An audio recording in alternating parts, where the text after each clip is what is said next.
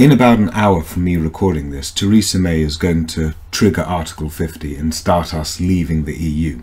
But remember, this is a 2-year-long process and we can pull the plug on this project at any moment we like.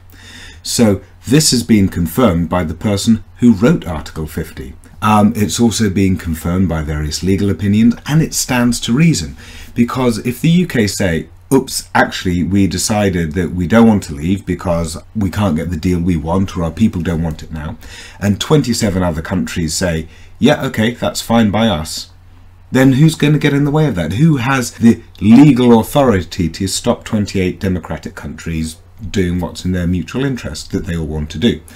So, I mean, it's even been indicated by Donald Tusk, President of the European Council, that they are open to the UK doing that at any point. So it sits there as an option. And in fact, it could even be the case that we can pull the plug, we can do this unilaterally. So some top lawyers in the UK have suggested that this is the case, that if we don't like the deal, we can pull our withdrawal. And there's even an ongoing legal case looking into this now. So we've got this option sitting on the side throughout the whole process as we go through the next 2 years. So here's something very, very interesting about Brexit, and that is we're getting a hell of an education about how we function as Europe. I was hoping this would happen during the referendum debate, that we would actually have a society-wide educational referendum debate. Instead, it was a 4-month-long thing that was dominated by sound bites and politicians.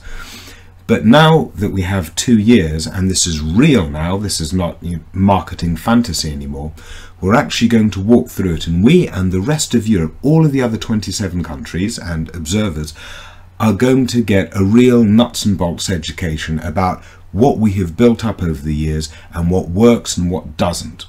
And I think that is reinvigorating a lot of the sense of European spirit. You see, the march on Saturday was huge, 100,000 people, European flags all over the place, but there were also marches in Rome, there have been marches in Berlin, pro-EU marches in Warsaw. So across Europe it has a reinvigorating sense of the European mission, European teamwork. And so it is going to be a very interesting time, and we must work hard not to let the tabloid press and other politicians make it toxic and aggressive, but rather have the open discussion, and as societies build on this, and I hope that we come up with a lot of creative solutions.